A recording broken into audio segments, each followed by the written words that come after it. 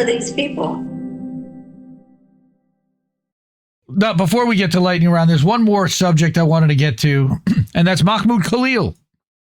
Because, man, what a story that is. You know, yep. I'm a dad. And it's Father's Are you? Day. And it's this Happy Father's Day. Thank you. It is still Father's Day. It is, technically. It is Mahmoud Khalil's first Father's Day. And the Trump administration wanted to make sure he didn't spend it with his kid for the first time. Which is beyond reprehensible and beyond infuriating and triggers the fuck out of me. I mean, and look what it did to Austin Powers. Daddy wasn't there. Especially when we find out on Wednesday at 5:22 p.m. that a federal judge ruled that Mahmoud Khalil will suffer irreparable harm in detention and cannot be detained or deported based on Marco Rubio's determination. The judge ordered his release on bond by Friday, unless the government appeals by then. Historic ruling in this historic case.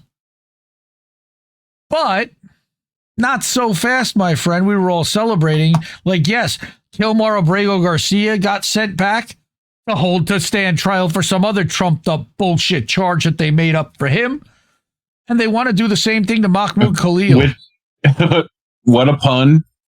What a pun. Trumped up charge, yeah. Trumped up bullshit, I think is the utterance. And I hate to use corporate media, but they happen to put out a decent summary here of what the hell happened. Judge denies Mahmoud Khalil's release Friday after the Trump admin submits a new filing. These fucking pieces of shit. A federal judge has declined to release Columbia University alumnus Mahmoud Khalil from federal detention after the Trump admin submitted a last-minute filing. How long have they been sitting on this? The administration's tug of war with the courts over Khalil, which has been going on 4 months now, by the way. This guy's been in a hole for 4 months, illegally renditioned by plainclothes, armed cops that didn't properly identify themselves in advance, kidnapped him, shuttled him to Louisiana to an ICE facility after transferring him to Jersey first. Nobody knew where he was or where to find him. All right. What a pair of states to send to. Right. You know, the administration's the worst pair. Tug of war with courts over Khalil represents a historic test for immigrant speech rights, namely those of permanent residents, particularly where they concern pro-Palestine or anti-Israel speech, which he didn't even do. Right to jail, right away. Federal government on Friday said that continuing to detain Khalil does not violate the court's Wednesday injunction because his detainment is now based on other grounds, such as being undocumented when he entered the U.S. They made this up after the whole thing. They didn't charge him with this beforehand. That wasn't one of the reasons why. Now it's like, oh, well, maybe we think that you also maybe did this so we can hold you. It doesn't work like this. The administration also argued that an alien like Khalil may be detained during the pendency of removal proceedings, regardless of the charge of removability. We made it up. Khalil may seek release through the appropriate administrative processes, first before an officer of DHS, because we know how that's going to work out, and secondly, through a custody redetermination hearing before an immigration judge. And we know how long that will take also. Again, he's been given no due process. Reality check. Judge Michael Farbiars explicitly refuted this argument in his initial injunction. Quote, the evidence is that lawful permanent residents are virtually never detained pending removal for the story of alleged omissions in a lawful permanent resident application where that the petitioners charged were here. Like, that's insane. This is unprecedented. This is because the Trump administration, they're trying to save face because they're embarrassed that now they have to backtrack on all of this shit when they blustered and swore to their base that this guy was guilty for months. They have no case. Look at the gaslight.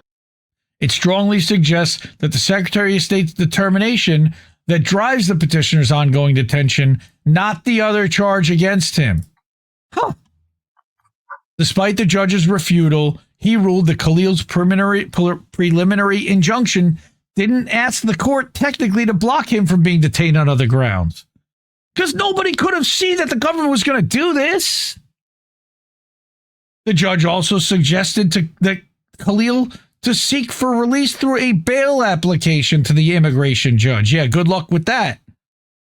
The deadline has come and gone, and he must be released immediately, his lawyer said in a statement to Axios. DHS didn't respond to Axios' immediate request for comment, because why should they? Nobody's going to hold them accountable. The detention of Khalil, a leader in Colombia's pro-Palestinian protests, he wasn't. That's a lie. And a U.S. green card holder from Syria, which he was, but he did it by way of England and helping the White Helmets first. Okay, he wasn't a leader in the pro-Palestinian protests. He was a negotiator between the Hinds Hall occupiers and the cops. That wasn't a leader. Caving to President Trump's targeting of the school's federal funding, Colombia suspended and expelled other students and alumni involved in pro-Palestinian protests. We know this. Other student protesters have been arrested, but Khalil's detainment has become a flashpoint across the country. Yeah, I wonder why that is. Maybe because they've detained him without rights for 4 fucking months. And it's become a flashpoint for immigrant free speech and pro-Palestinian activism in the U.S. Again, he was not an active pro-Palestinian protester. That's not true. He was not out in the encampments. He said he actually opposed the encampments. The administration has argued that it can remove non-citizens whose presence in the U.S. would compromise a compelling U.S. foreign policy interest, referencing a determination by a fucking lying Zionist piece of shit, Secretary of State Marco Rubio, who's owned by Norman Brayman and other Zionists like Miriam Adelson. Rubio, in a memo, cited as evidence what he described as Khalil's roles in anti-Semitic protests and disruptive activities, acting as the go-between between the people that took over the building and the cops is now anti-Semitic protests. An immigration court judge had earlier found the administration's argument that he posed threats to U.S. foreign policy was facially reasonable. How? They were challenged to do that. They couldn't come up with one thing. Yeah, the idea that a college student's peaceful participation in pro-Palestinian protests could seriously compromise U.S. foreign policy was always far-fetched. That was another lawyer that filed an amicus brief in support of Khalil. Right? Then, of course, you've got the gaslighters at the White House saying that Khalil obtained his student visa by fraud and misrepresentation. No, he didn't. And now you're going to hit him for this because you've been embarrassed and the fact that you've already held him without charge or, habeas corpus for 4 months without evidence, without a trial? Disgusting! Yes, the law authorizes the Secretary of State to revoke green cards of individuals who pose a threat to American foreign policy interests. All right? They claim that he harassed Jewish students. That's what's his name, the fucking douchebag. I can't think of his name now. But he actually, the person they're talking about got suspended as a Zionist for harassing the pro-Palestinian protesters and pointed to his role in the campus protests. He didn't have a role other than to be a negotiator, a go-between. This is so insane. So insane. Well, fuck the Trump administration. Again, this is being driven by Beitar US and the Israel lobby. So fuck Israel, fuck Zionism, fuck Trump, and fuck the DHS and ICE. Fuck this shit, I'm out. Absolutely. So we will definitely not be remonetized by YouTube for something like that. So we do need your help monetizing elsewhere. The best places to do that are at Cash App, $ Indie News Network, ko-fi.com/Indie News Network, at paypal.me/Indie News Network.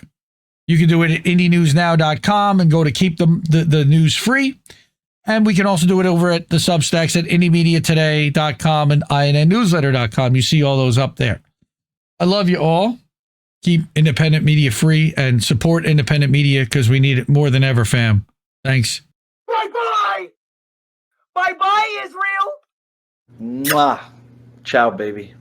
No! We just fucking lost the stream! I guess this isn't such an awful place.